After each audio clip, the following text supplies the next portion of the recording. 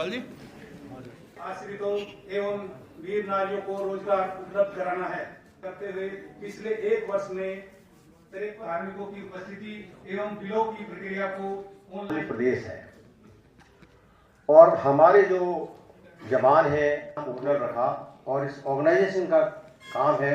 तीसरा सबसे इम्पोर्टेंट है ये ऑर्गेनाइजेशन, जिसमें हमें पूरे उपनल के कर्मचारी जितने भी 25,000 है उनकी तनख्वाह चली जाए से संपर्क करना, बाहरी जितने ऑर्गेनाइजेशन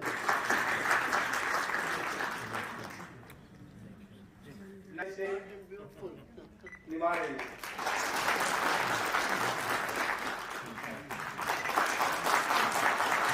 हमारा 21वां स्थापना दिवस है और 21 साल के अंदर नड्डा जी पर और माननीय मुख्यमंत्री जी पर का आभार व्यक्त करता हूं कि उन्होंने मेरे टेस्ट का विभाग सैन्य कल्याण मुझे दिया, जिसका परिवार पृष्ठभूमि से हो। मैं आपको बताना चाहूंगा कि मेरे 5 चाचा फौज में थे,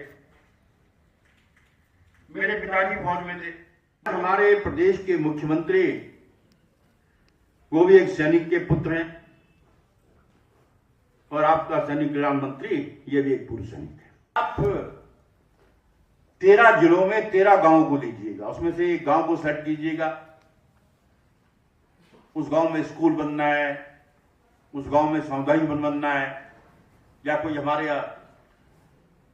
सैनिक का बच्चा एमबीबीएस से निकल रहा है, उसको फीस की दिक्कत है, इंजीनियर में निकल रहा है फीस की दिक्कत है। मेरा एक्सरसाइज करिए कि हम एक शुरुआत करें, उसको 1.5 लाख रुपए करने की घोषणा करता हूं।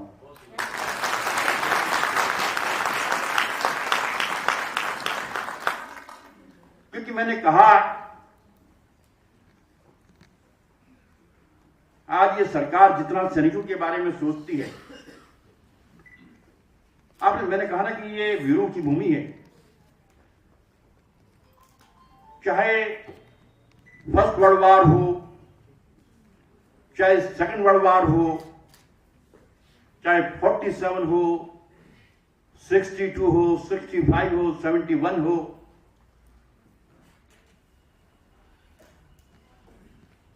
पुलवामा हो, गलवान हो, ताज पर हमला हो, संसद पर हमला हो, कोई ना कोई जवान हमारे उत्तराखंड का शहीद होता है। देश की सेवा की है, वे आज भी हमारे समाज के मजबूत स्तंभ है। इन्हीं वीरों के समृद्धि और सामाजिक उत्थान का एक जीवंत उदाहरण है। आप सभी का बहुत बहुत धन्यवाद। जय हिंद। सबसे पहले तो उसमें 21 स्थापना दिवस पर शुभकामनाएं देता हूं, बधाई देता हूं। उपनल की स्थापना भूतपूर्व सैनिकों व इनके आश्रितों को नौकरी देने के लिए हुई थी और लगातार हमारा डिपार्टमेंट इस दिशा में काम कर रहा है और उपनल कर्मचारियों के लिए कई सुविधाएं भी उपनल ने मुहैया कराई है। उदाहरण के लिए पहले उपनल का कर्मचारी अगर उसकी मृत्यु हो जाती थी तो मात्र 15,000 रुपये मिलता था। मेरे बनने के बाद हमने उसको 1 लाख करवाया। इसी प्रकार एक्सीडेंटल उस पर हमने पीएनबी से एक टाई अप किया। ऐसे केस में 50 लाख रुपया बीमे का उनको मिलता है। और आज हमने जो घोषणा की है कि जो हमारा वेलफेयर फंड है उसका एक बड़ा हिस्सा हम जो हमारे सैनिक बहाली क्षेत्र हैं, हर जिले में हर गांव को हम लेंगे। उसके माध्यम से उन क्षेत्रों का हम विकास करेंगे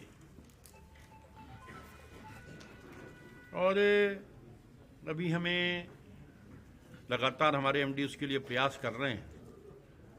विदेशों में भी मैन पावर सप्लाई करने का कॉन्ट्रैक्ट बहुत शीघ्र हमें मिलने वाला है और जिसको मिलने के बाद जहां यहाँ के हजारों लोगों को हम रोजगार दे सकेंगे, वहीं उपनल की आय में भी वृद्धि होगी।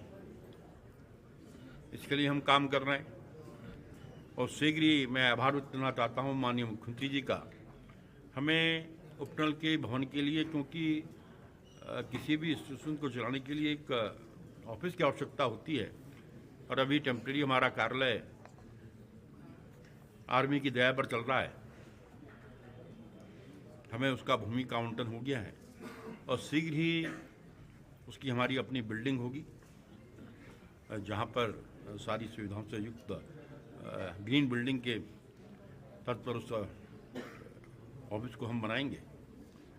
वहीं आज हम जब आया था, मैं सोच रहा था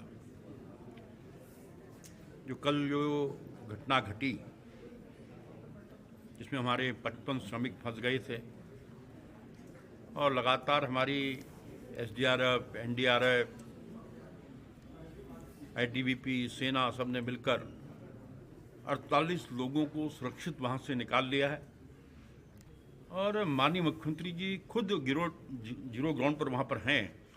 ये इस बात का प्रतीक है कि सरकार ऐसे मामलों में कितनी संवेदनशील है। अगर आपको ध्यान होगा, जब सिलचरा की घटना घटी थी, सब लोग दिवाली मना रहे थे और माननीय मुख्यमंत्री जी वहां पर थे, सबको सुरक्षित निकाला। तो मेरी प्रभु से प्रार्थना है कि जितने बाकी लोग हैं वो भी सुरक्षित निकले।